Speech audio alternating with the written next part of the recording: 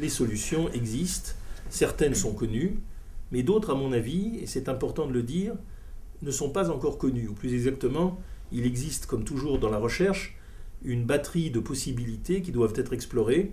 Certaines solutions ne tiendront pas la route, et d'autres, au contraire, s'avéreront beaucoup plus intéressantes que ce qu'on imaginait.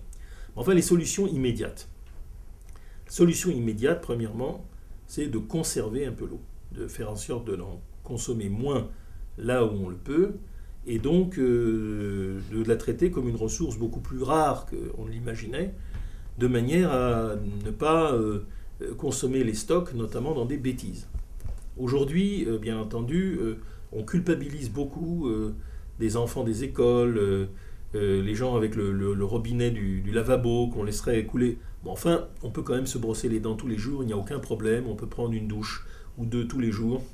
On doit tirer la chasse quand on va au cabinet, contrairement à ce que certains idéologues écologistes nous racontent. Bref, ça n'est pas là que l'eau véritablement est en train d'être en pénurie. En revanche, on le sait, certaines cultures irriguées, où l'eau a été dépensée de la manière la plus inconsidérée, sont aujourd'hui en train de créer des problèmes très graves. Bon, il suffit d'aller en Ouzbékistan. On voit que l'Ouzbékistan a été transformé, c'était l'idée stalinienne, la spécialisation. Donc l'Ouzbékistan n'a fait que du coton.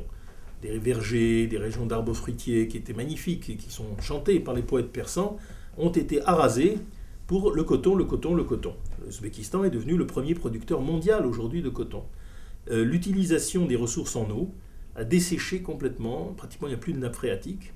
Le niveau des lacs comme la mer d'Aral et le lac Balkach, qui est alarmant, a bien sûr à voir avec ces politiques d'irrigation inconsidérées.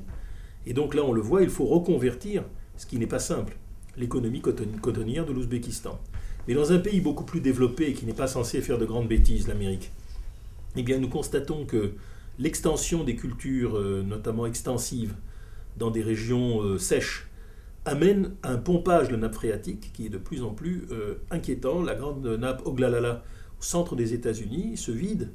Et puis, bien entendu, une ville géante comme Phoenix, peuplée de retraités avec le conditionnement d'air à tous les étages, est en train, lui aussi, de consommer une part de l'eau excessive. Je ne dis pas que la solution, c'est de laisser les personnes âgées à Phoenix s'étouffer dans la chaleur, mais enfin, il faut réfléchir à des moyens d'utilisation de cette eau moins destructrice. Et puis, nous le savons bien, nos agriculteurs dans le sud-ouest, avec les maïs, dans le midi aussi, ils arrosent beaucoup, et bien entendu, beaucoup plus que les gens qui ne font pas attention au robinet du lavabo. Et c'est là, bien entendu, que les problèmes d'utilisation de l'eau se trouvent posés. Bien entendu, je ne propose pas de rendre les agriculteurs clochards et de leur demander d'arrêter leur activité productrice.